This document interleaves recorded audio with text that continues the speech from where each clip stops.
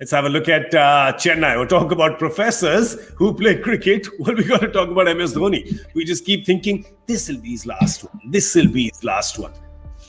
Let's stop talking about that, because I don't think there's ever going to be a last one. And I don't think you or me or anyone can predict when that last one will be. Only he knows, and his brain is quicker than Chacha Chaudhary's, and Chacha Chaudhary's brain is quicker than supercomputer. So let's have a look at Chennai. This is a very, very interesting squad. But Harsha, when you look at it, it's almost like a problem of plenty, isn't it? And they've got to figure out, it's still an aging squad. The core of Chennai over these years. And, when I was in advertising, people had a very interesting analysis of agencies. They said, if your show reel has ads that were made 10 years ago, then what have you done since? Similarly, if your key players were Talai and Chinna Talai. Now, Talai played 2019, then he played little bit 2020, and he's not played since. I'm told he's had 2-hour batting sessions every day in the nets. What about Chinna Talai? Chinna Talai has not been seen. He's only been seen on Insta. So I hope he's come back and he's really practiced hard, because Raina was the heartbeat of that batting. In many ways, he was the heartbeat. Will he be the heartbeat? If he can, fantastic. If Raina delivers a 400, 450 run season for them, that's brilliant.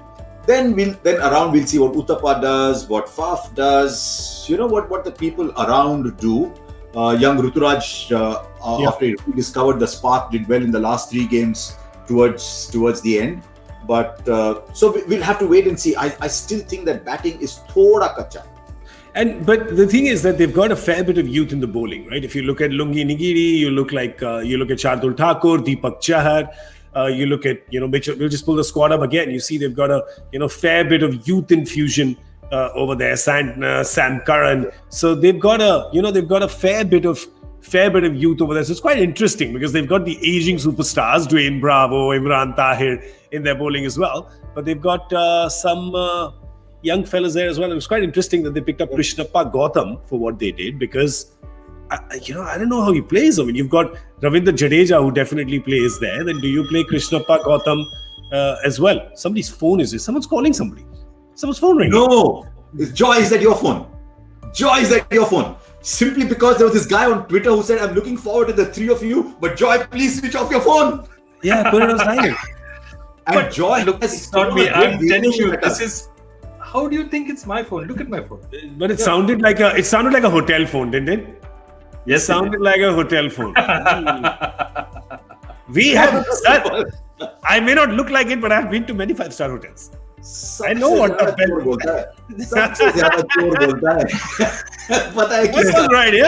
That was right here. Anyway, one last thing before you go to Joy on Chennai, which is that there are 2 people who played together for New South Wales in Australia. One is Mitchell Starc, one is Josh Hazlewood, and they sort of learn from each other. And Josh Hazlewood has learned from Mitch Starc how to be the runaway bride. So he suddenly said, "Goodbye, sorry, I'm not coming." And this was the tournament they would have needed in the most, not as much in other tournaments. But here they're playing 9 games on sort of fastish, bouncy-ish tracks. They would have needed Hazlewood there, and they don't have Hazlewood this year. Look where they're playing. Mumbai, 5 games in Mumbai, 3 in Bengaluru, 2 in Kolkata. That's 11 out of 14 on the 3 highest scoring grounds in the tournament. Yeah. That is when they would have needed Hazlewood. So that's going to be a little tricky for them to recalibrate themselves from a 150 side to a 175, 180 side. Because Joy, if you remember last year, their first 10 overs were sort of give the first hour to the batsman, we'll take the next 6. And the back 10 was making up for the first 10. So they've got to completely recalibrate. Maybe that's why Uthappa is there. Maybe they want Raina to do that. Yeah, absolutely. Yeah. First thing is that if you do not have Uthappa open the batting, he's not effective. If you look across the 11-12 seasons of IPL where he's performed, he's only performed when he's batting up there. So if you bat up front with him, you start with Uthappa, Rituraj, or Uthappa, Faf, and Rituraj somewhere in that order. Honestly, at this point in time, given the fact that he's not played at all, I'm wondering how they fit Suresh Raina into this top order. They'd love to have him there, but is he match ready at all? Because at this point in time, it doesn't look like he's match ready. The second thing I want to ask is, if he was not injured and he was there, Why didn't he report early to the Chennai Nets? Dhoni has been here for at least 3 or 4 weeks. He's been practicing in Chennai. Yeah. So why? I mean, at this point in time, the one thing given last season would have been for Raina to show intent. Unfortunately, so far that intent has not been seen. He's a great player. He's one of the greats of the IPL. So I hope he does something out there. The other interesting thing I want to say is that is somebody like Gautam going to fall, 9.25 crores. Is this what I call the Pawan Negi Shivam Dubey curse, which is that, young domestic player, because of the dynamics of an auction, suddenly you get a whole lot of money and you're not even really a certainty, 100% in the 11. So it's something that, plays upon you, and I'm not sure where Krishnappa Gautam's head is at, but it's not easy. It's not easy for you. I don't think that an MS Dhoni or a Stephen Fleming would let anyone on that auction table go that high if they didn't have solid plans for Gautam. It's just from what I've seen in the last 13 years. Harsha, your thought on that? Also, I think if you see last year, they had all these left armers. They had Jadeja, they had Mitch Santner, they had Karan Sharma, they had Imran Tahir. All these guys were all turning the ball away. They didn't have a single person who was turning the ball into the right hander or away from the lefty. So they wanted an off spinner. And ideally, you want an off spinner who can bat. Moeen Ali does that, plus he's left-handed. And then Krishnappa Gautam does that. So maybe they wanted one of those and they went and bought two, so that in case the overseas player mix is difficult to manage, they've still got one who they can play. But I'm still curious about where they'll fit them in, because Joy is absolutely right. If Raina is blocking one spot, Raidu has been a wholehearted cricketer for Chennai over the years. He's also not played a lot of cricket, but he's been a wholehearted cricketer. Now Raina plays, Raidu plays, Dhoni plays.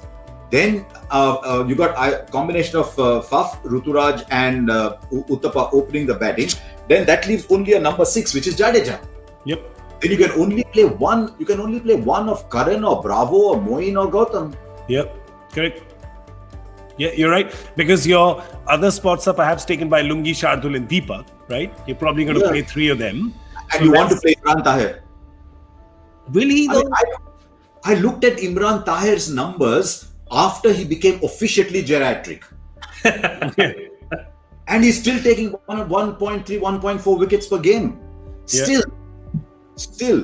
The only thing that might change is if he's playing at Mumbai and takes a wicket, he may not run as far as Churchgate. He might run only as far as the wicket. I think he's going to go touch the water and come back. He's in complete danger. If he takes a wicket, he's in solid danger of breaking the bio bubble. Right? But I have also one other advantage that Imran Tahir might have, which is that given what North Indian and Pakistani cricketers are wont to do, if he shows his real age, he could be eligible for the vaccine as well.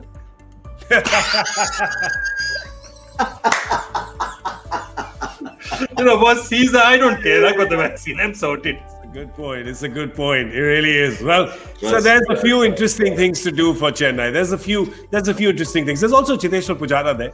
There people are talking about his 40 ball 100 that he had hit in Mushtaq Ali, which was that last year, I think, or the year before. And they're talking about that and they're bringing that out. You don't know whether he will play or not, but it's a very interesting point. I don't know. I'd even go as far as saying maybe Faf is not guaranteed a spot in that top order. Yeah, you never know. Yeah, you never know. Here are the rating points. There's a bit of confusion there, but you know that finding order in chaos is something that MS Dhoni does.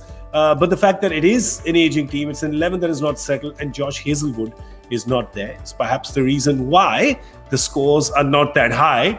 I'll tell you one thing, though. On behalf of the 3 of us here, and Dooley, who's watching from an undisclosed bio bubble somewhere, is that we would love to be proven wrong here, because Chennai is not just about wins and losses. Chennai is about an emotion, and purely because of one guy who is just a tank. He's a battle ram. He just keeps going on, and whenever he surprises, it's just a fantastic story. Human story. Forget sport. It's just a human story. Would you like to see him signing off with the trophy? Hell yeah, of course. So therefore, we'd love to be proven wrong with this. All right. How do you know signing off? Well, I'm just going odds on. We just say it. My thing is, if I just say it every year, 1 year I'll be right.